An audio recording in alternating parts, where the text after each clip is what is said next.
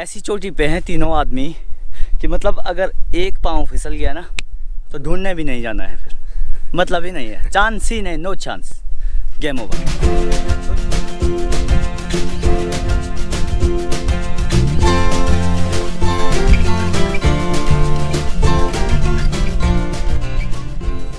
सुरेश सिंह चौधरी जी, मैं ढिंगनी गांव का हूं जी। हम लोग जो है, हमारा पूरा गांव जो है रोड के कारण प्लान हो चुका है।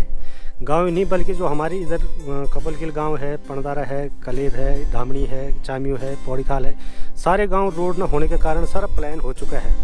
हमको इतनी दिक्कत है रोड आने जाने की कि मतलब 2.5-3 किलोमीटर हमें जो है रोड से, गांव से रोड पे। धामनी गांव दिखाई दे रहा है। यहाँ के स्वतंत्रता संग्राम सेनानी श्री मेहताब सिंह जी थे। वो बर्मा में रहे, बर्मा में उन्होंने घास खा करके अपना जीवन मतलब जिंदा रहे। वो लोग उन्होंने संघर्ष किया स्वतंत्रता संग्राम सेनानी के लिए, और फिर भी जो है इस गांव में रोड नहीं पहुंच पाई है। तो ये लगा सकते हैं कि कितना सोचनीय और चिंतनीय विषय है ये।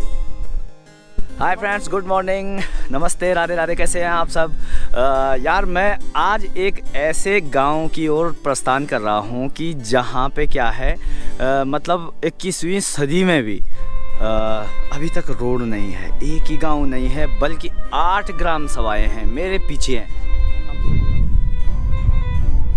8 गांव हैं, मेरे पीछे दिखाई पड़ रहा होगा। मैं डीपली दिखाऊंगा आपको।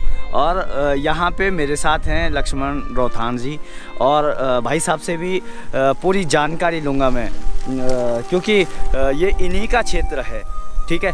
तो यहाँ पे क्या क्या समस्याएं होती है, क्यों गवर्नमेंट ने यहाँ पे इतनी लापरवाही कर रखी है, क्यों प्रशासन द्वारा इतनी लापरवाही बरती जा रही है, और क्या महत्ता है इस क्षेत्र की, ये भी जानेंगे। आइए भाई साहब से बात करते हैं। नमस्कार भाई साहब। नमस्कार। तो आप ये देख रहे होंगे, आप ये इलाका देख रहे होंगे पूरा ये, या इसमें आपको कहीं भी रोड कहीं से भी नज़र आ रही होगी। तो आप ये लगा सकते हैं कि इन लोगों की जो दिनचर्या है कितनी मुश्किलों से गुजरती होगी। एक छोटे से काम के लिए हो गया, या एक छोटे से सामान के लिए जो है इस गांव वालों को खांकरा जो है करीबन 5-6 किलोमीटर पैदल आना पड़ता है, और उस गांव से इधर वालों को जो गैरखाल 3 और 4 किलोमीटर पड़ता है, वहाँ जाना पड़ता है। तो जैसे कि आपको पता ही होगा कि ये 8-9 गांव हैं जहाँ पे ये 70 से 80% जो है लोग पलायन कर चुके हैं। ये लोग जो है जब प्रशासन से उन्होंने लगातार मांग की कि यहाँ जो रोड आनी चाहिए, उनकी मांग पूरी नहीं, तो उन्होंने खुद ही यहाँ से पलायन करना की सोच ली, और वो लोग बाहर चले गए हैं। आज इन गाँव में देख सकते हैं कि अगर मकान दिख भी रहे होंगे तो इनमें किसी गाँव में जो है 2 लोग हैं, किसी में 3 लोग हैं, किसी में, हमारा गाँव तो 19 में जनशून्य हो गया था, तो यहाँ पे वर्तमान में केवल मात्र एक लड़का रह रहा है वहाँ पे। तो इस तरह से ये लोग जो हैं बड़ी विषम भौगोलिक परिस्थितियाँ हैं यहाँ पे। फिर इसलिए जो है अगर रोड होती यहाँ पे तो मुझे लगता है कि शायद ये भी गांव एक खुशहाल जीवन की तरह रहते हैं यहाँ पे लोग। चलें भाई साहब। तो ये देखो, ये हमारी स्कूटी भी है यहाँ पे खड़ी हो रखी, ठीक।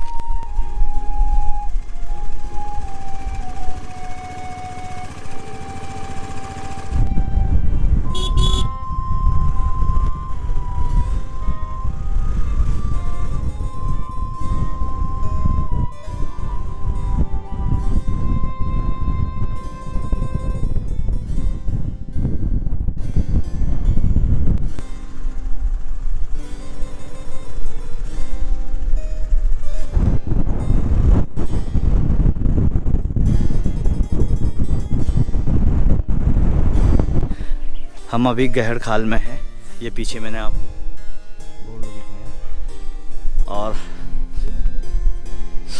तो यार हम पियेंगे यहाँ पे थोड़ी सी चाय, और चाय बना रहे हैं भाई साहब। नमस्कार भाई साहब। मस्त वाली चाय बना दो यार।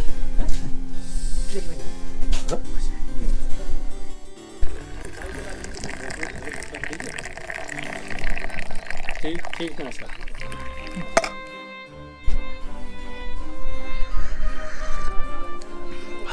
चाय तो एकदम मस्त है यार, एकदम मस्त चाय है, बहुत बढ़िया। क्या फाइनली हमारा प्रोग्राम बन गया है कि हमने आज वहीं नाइट आउट करना है, और भाई साहब ले रहे हैं क्या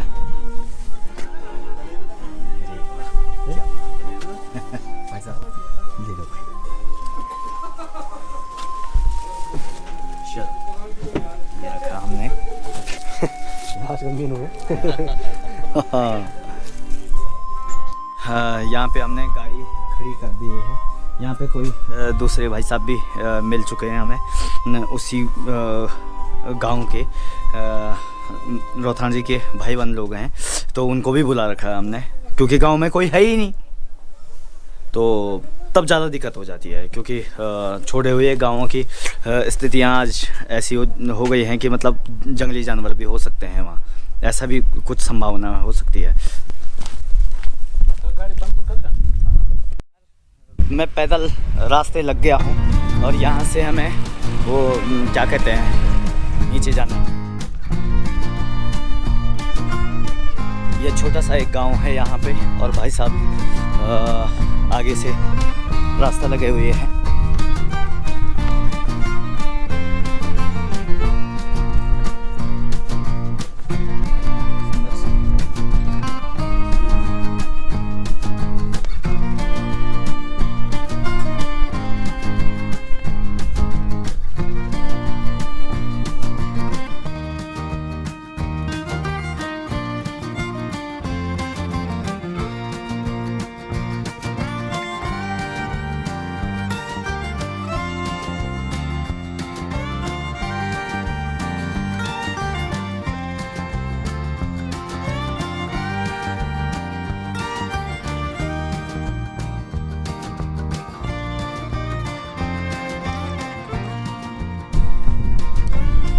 चलते ही जा रहे हैं, चलते जा रहे हैं, चलते जा रहे हैं। बस देखो मस्त एक सुंदर सी जगह है यहाँ पे, बहुत मस्त नज़ारे हैं यहाँ के।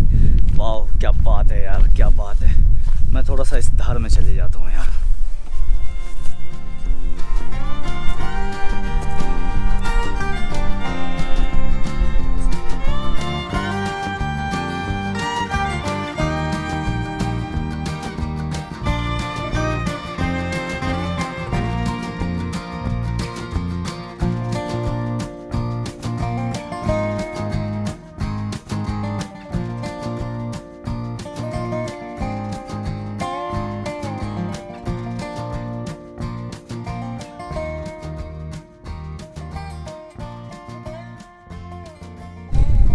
बस तो हम ऐसी धार पे है ना, मज़ा आ रहा है, मज़ा, बहुत मज़ा। ठंडी ठंडी हवा, बताऊँ आपको, प्रूफ दिखाऊं, देखो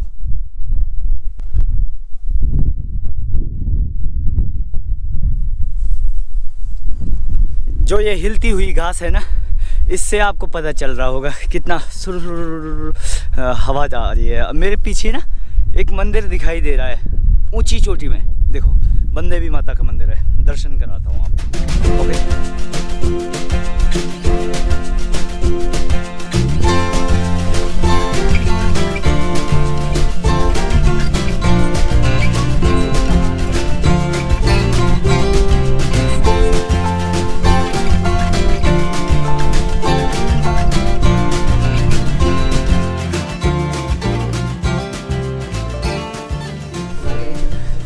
तो यार हम ऐसी चोटी पे हैं तीनों आदमी कि मतलब अगर एक पाँव फिसल गया ना तो ढूंढने भी नहीं जाना है, फिर मतलब ही नहीं है, चांस ही नहीं, नो चांस, गेम ओवर। तो यहाँ से मैं उस गांव का दृश्य आपको दिखाने जा रहा हूँ कि जो गांव शासन प्रशासन ही कह सकते हैं हम, सरकार तो चलो कोई बात नहीं, लेकिन मुख्य जो होता है हमारा जनपद स्तर पे वो शासन प्रशासन ही सबसे बड़ा होता है। तो शासन प्रशासन ने इन लोगों को जो सड़कों से वंचित रखा हुआ है ना गाँव को, ठीक है, तो उसका एक नज़ारा यहाँ से बहुत बढ़िया दिख रहा है।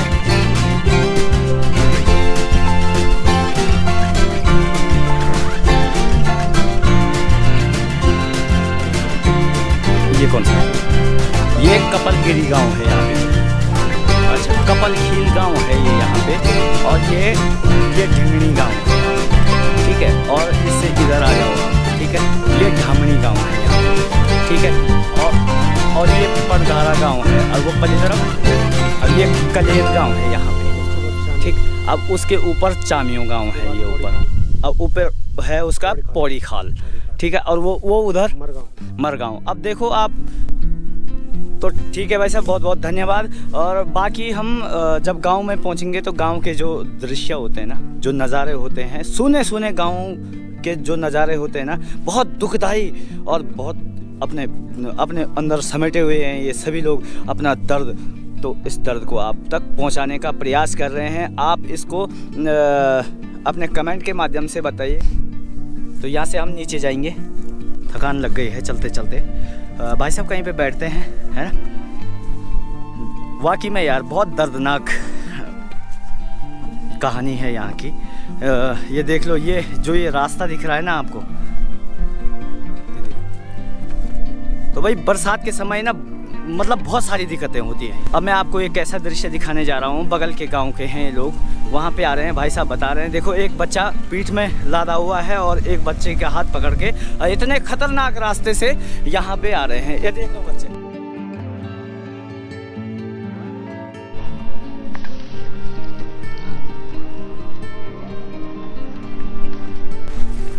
पकड़ के हैं। देखो आपने, ये जिंदगी है इस गांव वालों की। तो भाई हमें अभी थकान लग गई है, हम भी थोड़ा सा विश्राम करते हैं यहाँ पे, ठीक है। तो उसके बाद आगे चलते हैं। काफ़ी 2 घंटे हो गए हैं हमें चलते चलते। अब थोड़ा सा बैठते हैं, बैठ करके थोड़ा सा अपनी थकान मिटाते हैं, उसके बाद चलते हैं आगे धीरे धीरे करके। तो यार फाइनली हम रास्ते लग गए हैं थोड़ा विश्राम करने के बाद।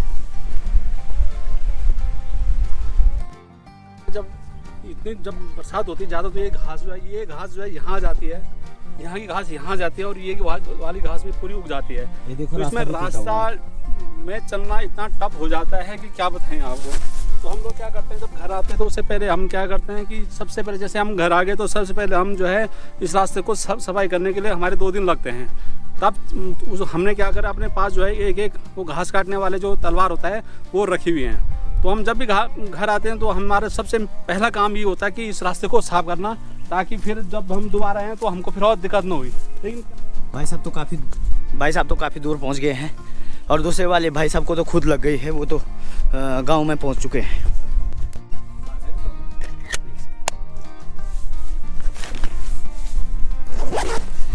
यार तो मैं कह रहा था ना आपको कि एक ही आदमी है इस गांव में, उनसे भी रूबरू करवाएंगे। देखो यंग लौंडे हैं बिल्कुल, और बाकी पूरा गांव खंडर पड़ा हुआ है।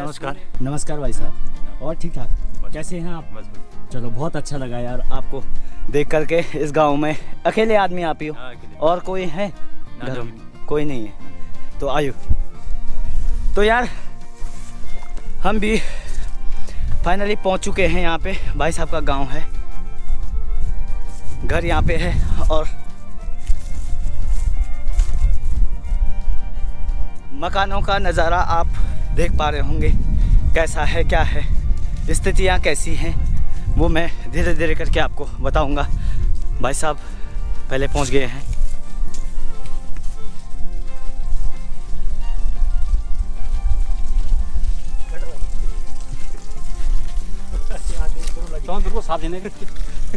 आते ही बिल्कुल चावलों पे जुट गए हैं कि खाने के लिए कह के कुछ ना कुछ तो चाहिए। देख लो, खिचड़ी बनाने की तैयारी है भाई। तो खिचड़ी बनेगी, जापानी खिचड़ी बनेगी बिना दाल की। चावल डाले जाएंगे, उसमें मिर्च मसाला डाला जाएगा और खिचड़ी तैयार।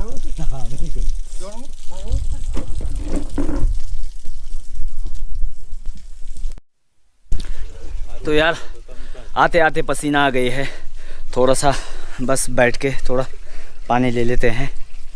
और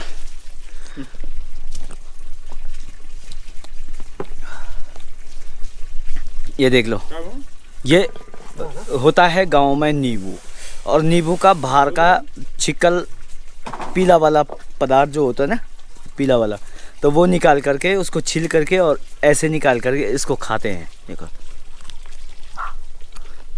ये बहुत ज़बरदस्त मीठा होता है यार, बहुत ज़बरदस्त। मीठा नींबू है। मीठा नींबू।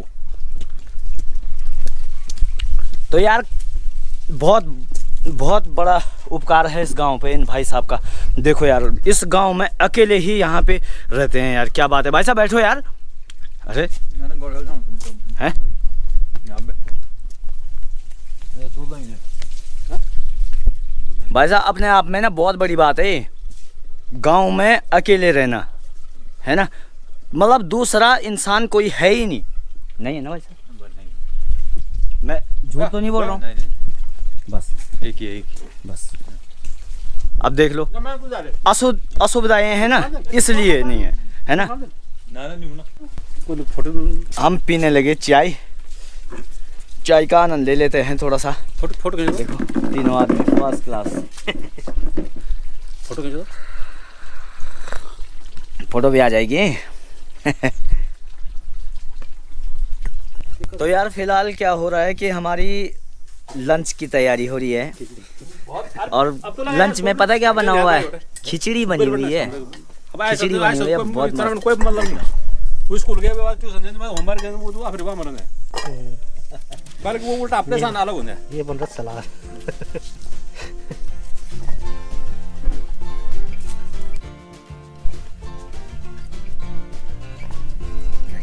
फोटो खींच देना। तो यार हमारी ना लंच की तैयारी हो गई है और लंच में बना हुआ है खिचड़ी, बहुत मस्त, मतलब मज़ा आने वाला है। हाँ, क्योंकि ऐसी जगहों पे ना ऐसा खाना मिलना नसीब वाली बात है। और फिर पता क्या है, मतलब सौभाग्य वाली बात मान सकते हैं हम, है ना, क्योंकि बाजार का खाना तो डेली खाते रहते हैं यार। क्यों भाई साहब, नहीं होता है? चूल्हे में बना है। और क्या, स्पेशल लकड़ी में, चूल्हे के साथ, चूल्हे में बनाया है लकड़ी में, बहुत मस्त।